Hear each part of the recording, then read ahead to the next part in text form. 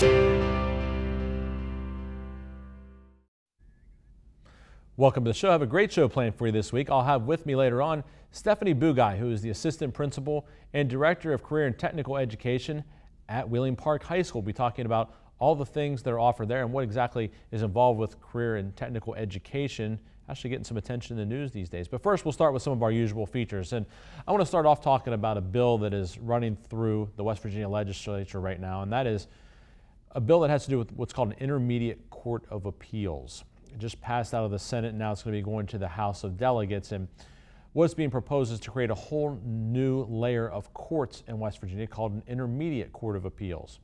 Under the proposed legislation, there would be a northern district and a southern district. And, you know, the reason I want to talk about this is for several reasons, but the first is the cost. It's going to cost over $7 million in order to create this court. And our state has so many needs right now. Our roads are in bad shape. Education needs to improve. We need to put more money into it. PEIA is still not fully funded. We've got all these different things that need to be done, and we're talking about creating more courts, which we just simply don't need. I see it every day as a lawyer, and I'll tell you why we don't need it.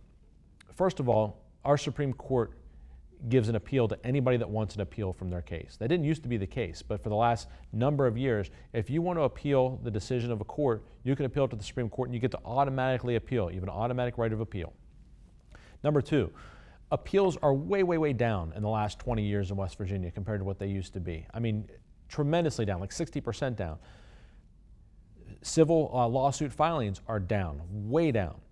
And what this court is proposing to do is to hear appeals from a very limited number of types of cases, primarily civil cases, which is where someone's suing another.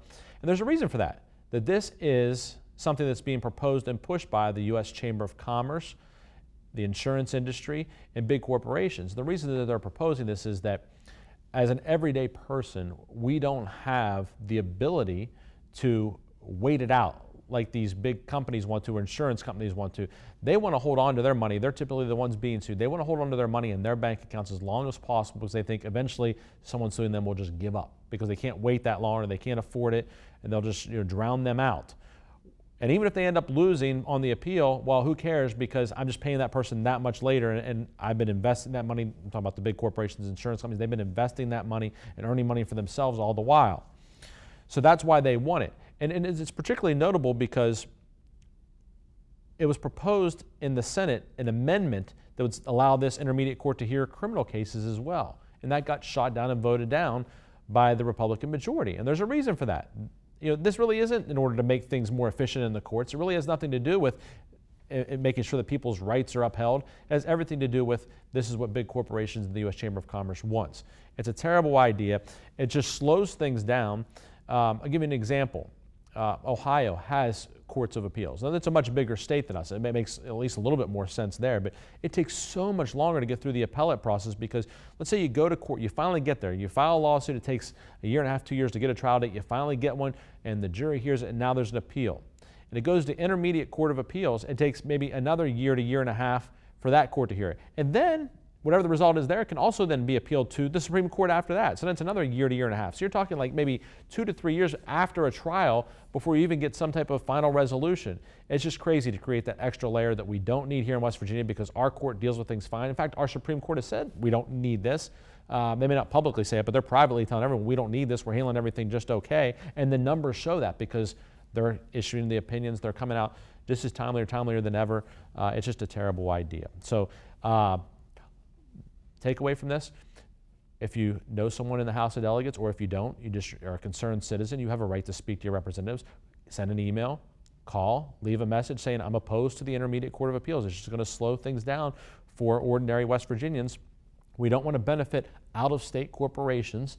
We want it to be good for people here in West Virginia, so vote down the Intermediate Court of Appeals. So I encourage you to make those calls, send those emails, talk to your members of the House of Delegates up and down the Panhandle here.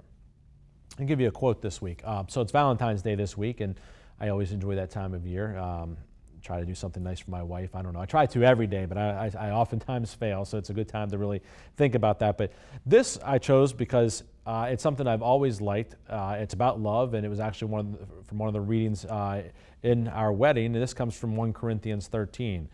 Love is patient. Love is kind. It does not envy. It does not boast. It is not proud. It is not rude. It is not self-seeking.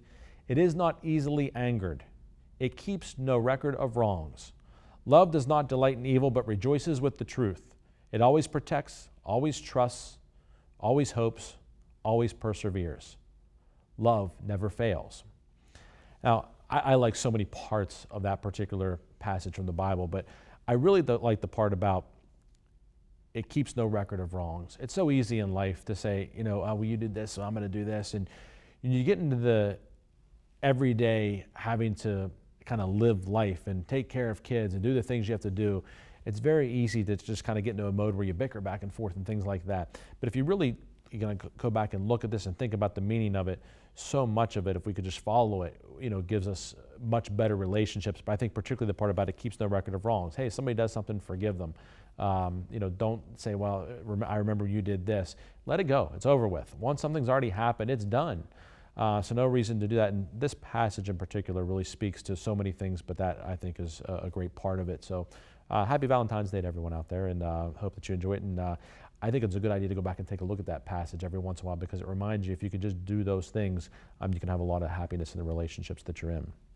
Legal tip this week as well, and that is, what is loss of consortium? So people sometimes ask that, what is loss of consortium? So that's typically allows either a spouse or a child to recover for the injuries that someone else sustained. So for example, a woman's involved in a car wreck and she's badly injured and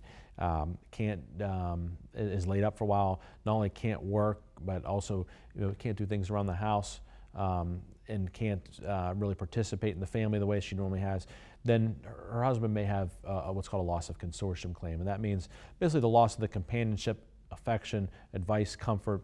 People always think that everything has to do with sexual relations. That's what loss of consortium does. And that does play into it as well, but that's a very small part of it.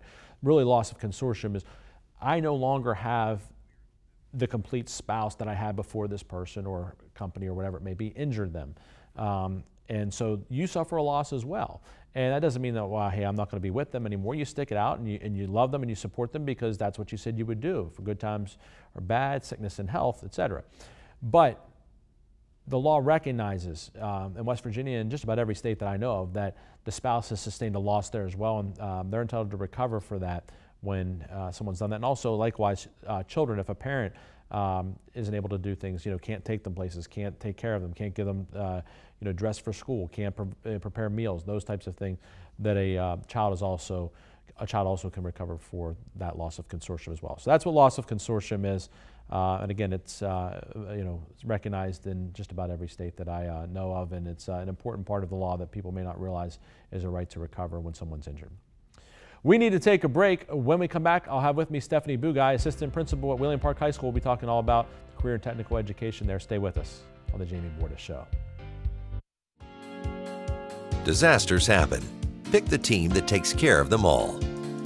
Powered by offices in Wheeling, Morgantown, and Pittsburgh, Panhandle Cleaning and Restoration is ready to handle any size emergency at a moment's notice.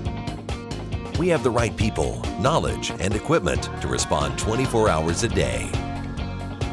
I'm Bob Huggins. When disaster strikes your home or business, tell your insurance provider you prefer the restoration company the Mountaineers call, Panhandle Cleaning and Restoration.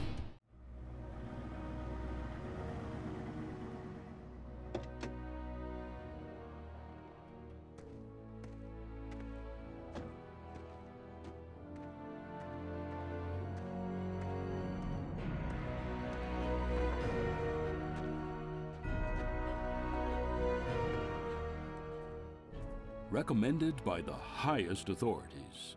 Danoon Lumber. It's like a bad one's coming. Yeah. Right?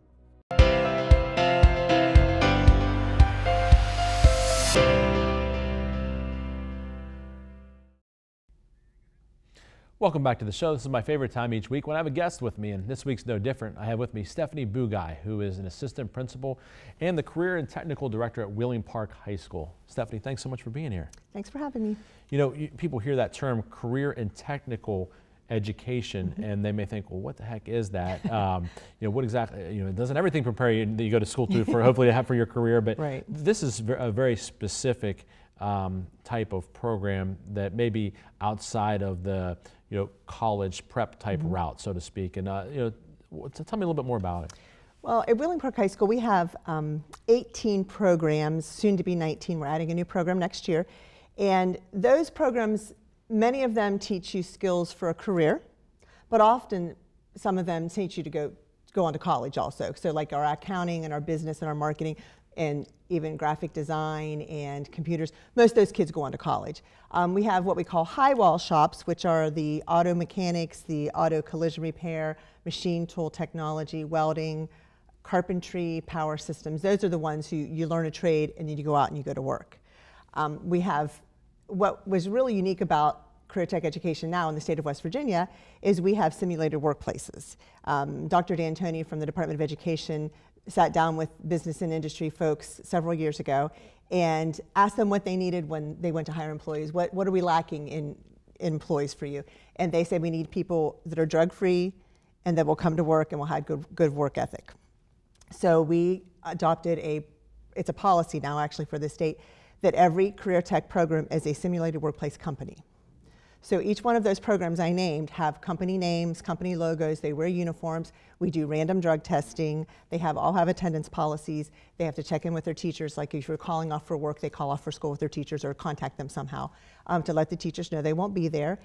They have company leadership, they all have, depending on what type of business it is, like our ProStart restaurant management, they have like an executive chef and a sous chef.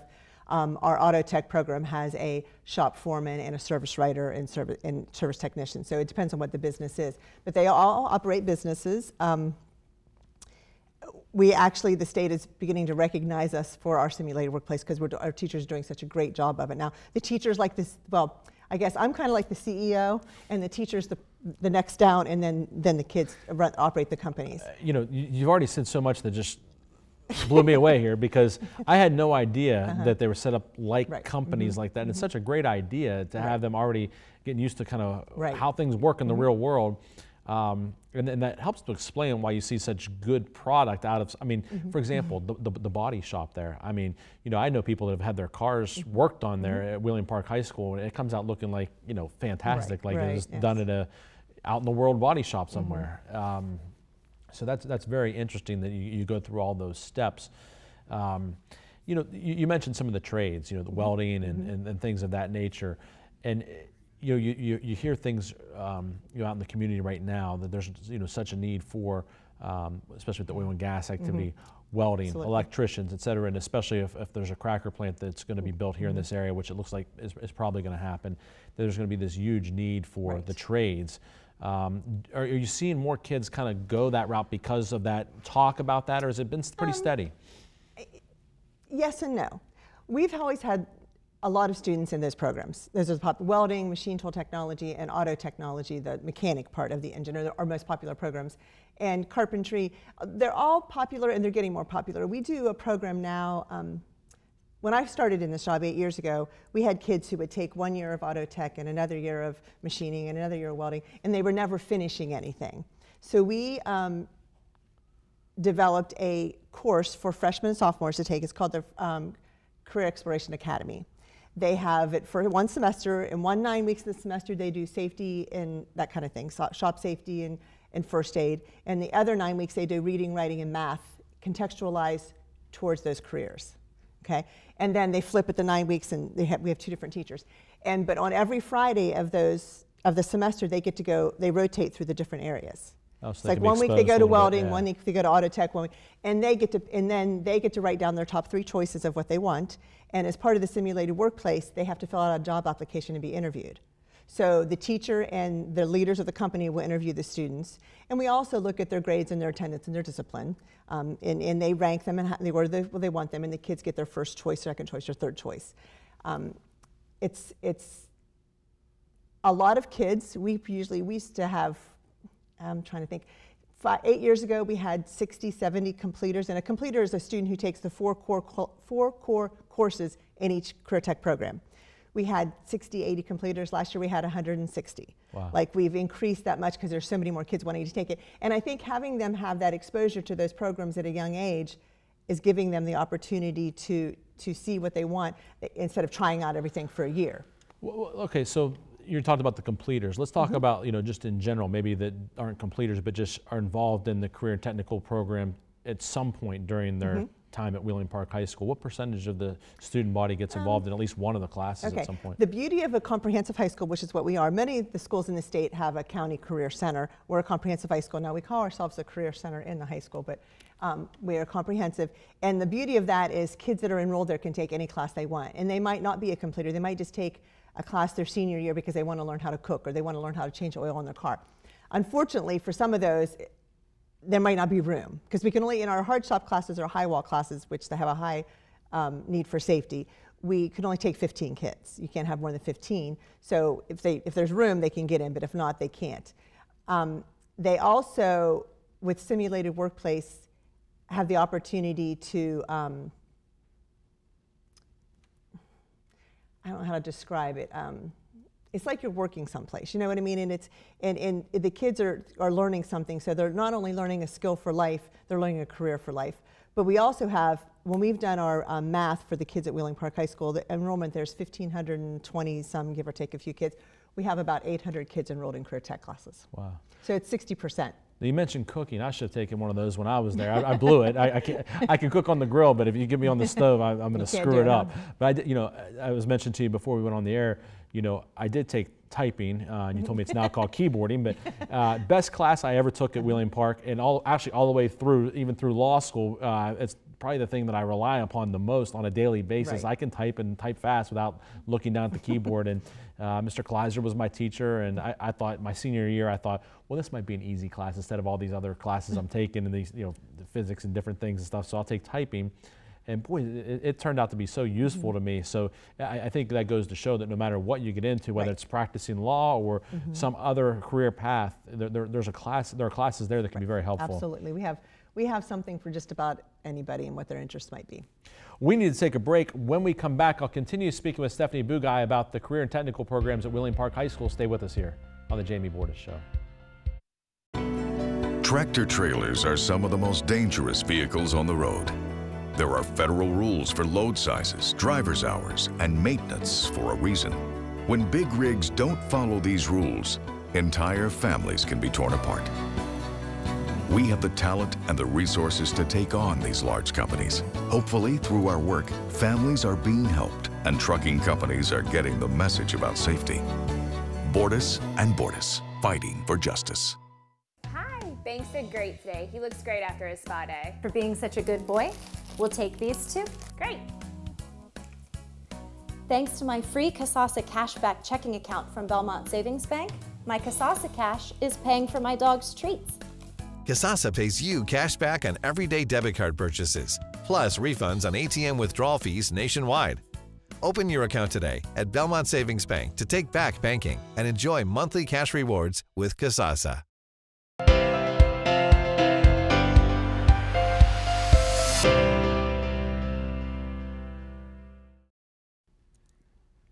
Welcome back to the show. I've been speaking with my guest, Stephanie Bugaj, who is the assistant principal at Wheeling Park High School, and she is the career and technical director there. And, talking about the programs, you mentioned there's kind of something for everyone, but you also said, some people go straight into a career when they come out of school, and others, may go on to college, and they may take some of the courses that they may lead into. For example, you mentioned graphic design, and I thought that was pretty interesting. What type of, when you have these classes at the high school, how advanced do they get and how involved? I mean, can they take them every year, or is it just kind of 1 year you take that and get an introduction to it?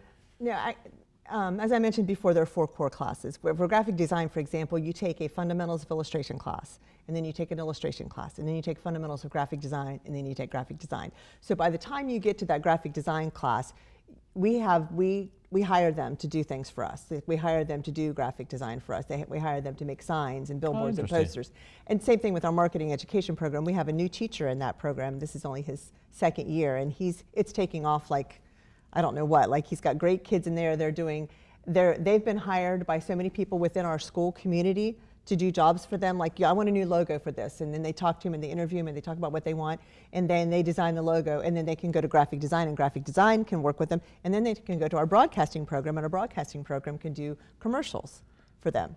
So even like the either uniforms or shirts or something you may see different school teams wearing or something that could be designed right there in-house? Yes, absolutely. That's got to make those kids feel good when they see something they've done, then it's out there being displayed by the school teams or whatever. Yes.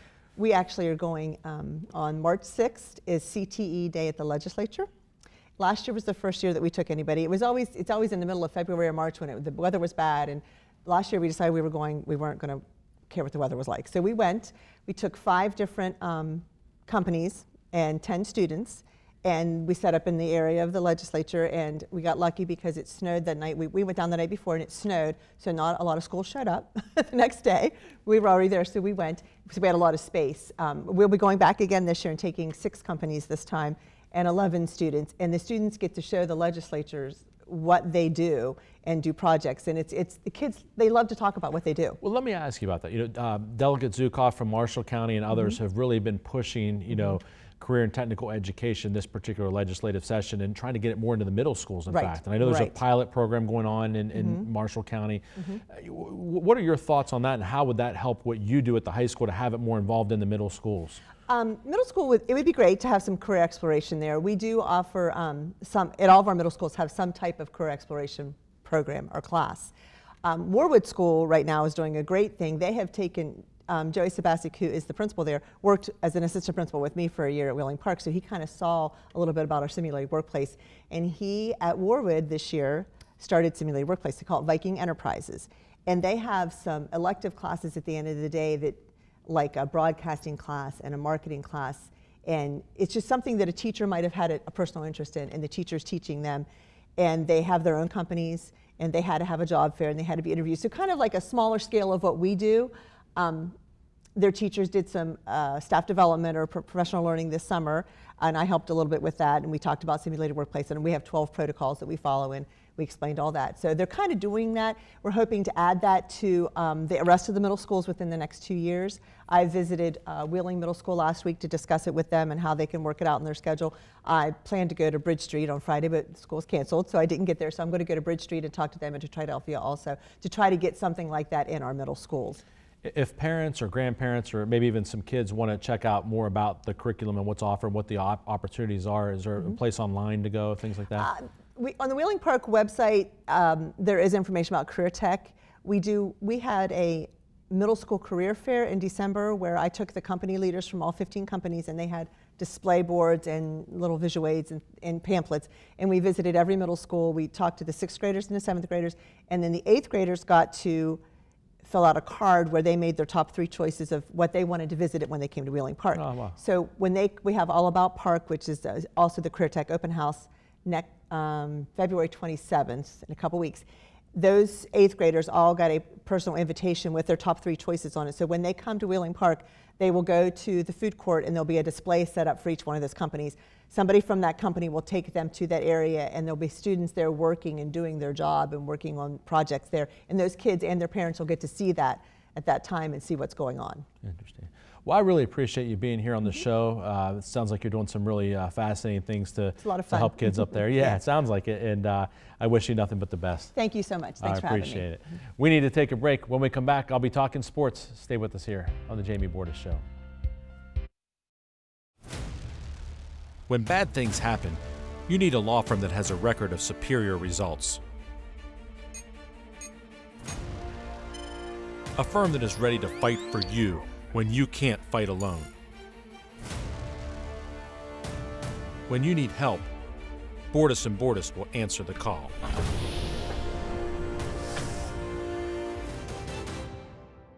Bordas & Bordas, fighting for justice. When reviewing your oil and gas offers or royalty check statements, do you wonder, am I being offered a fair amount? Do I feel comfortable reading the statement? Do I have peace of mind? If you answered no to these questions, you need Bordas Mineral Management. Our passion is helping mineral owners protect and expand their mineral wealth. Our examiners tell you whether you're being treated fairly and getting paid what is rightfully yours. Bordas Mineral Management. Be protected. Have peace of mind.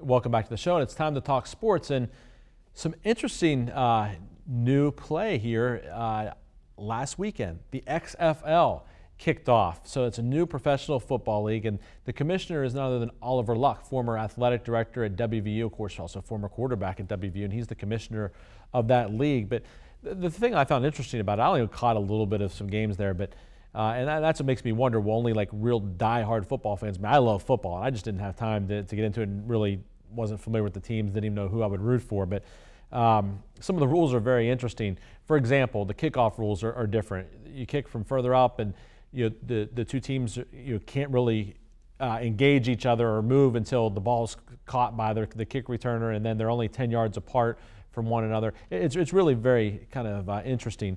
And you can also, instead of after a touchdown going, kicking an extra point or going for 2, you can also go for 3. So the 2-yard line you go for 1, the 5-yard line you go for 2, and the 10-yard line you go for 3. And I kind of joked on Twitter that day that these coaches don't know what to do because there's no analytics telling them whether you go for 1, 2, or 3. And so much in professional sports now relies upon analytics, where there's all this data to tell you in this situation you should do this, in this situation you should do that, and they don't know what to do because nobody's ever gone for 3 before. So I was kind of laughing. They actually have to think about it a little bit. But it'll be interesting to see how that league does and if it sticks around or not. Speaking of professional sports, some of the biggest changes in basketball have always come from the Harlem Globetrotters, believe it or not. And this January I was able to go to the Globetrotters game here at West Banco Arena in Wheeling, and the Globetrotters now have a 4-point line. That's right, 4-point line. It's further out than the 3-point line. And the Globetrotters really are the ones that kind of were the first to do so many things in basketball. You may not realize, like for example, the 3-point line was first used by them, but now they've got this 4-point line that's out further toward half court. And with seeing guys like Steph Curry in the NBA shooting further and further out all the time, I wouldn't be at all surprised if we don't ultimately see the 4-point line in play in the NBA. And speaking of the NBA and Steph Curry, he got a new teammate here this week, even though he's not playing right now. Andrew Wiggins, who is the former 2-time West Virginia Gatorade Player of the Year. He played at Huntington Prep down in Huntington. He was later on the #1 pick, Rookie of the Year. He's now with the Golden State Warriors in a big trade this week. So that's interesting to note. And also, speaking of players going to new teams, former WVU quarterback Jack Allison has transferred to West Liberty. Will play his final season of eligibility at West Liberty. That'll be fun to watch. I mean, he didn't do so great for the Mountaineers, but I think he could really do well at West Liberty. So that'll be interesting to see how he does. And talking about the Hilltoppers, the West Liberty men's basketball team seems to be peaking at the right time. Big win over Charleston last weekend, and the tournament will soon be here. Of course, high school tournaments underway too. The OVAC tournament already played by the girls. Now the boys this weekend, and the sectional and regional tournaments will be here, and the state tournaments before we know it. Exciting time of year. Always love when we head into March Madness. That's all the time we have this week. Thanks for tuning in. We'll see you next time on the Jamie Bordas Show.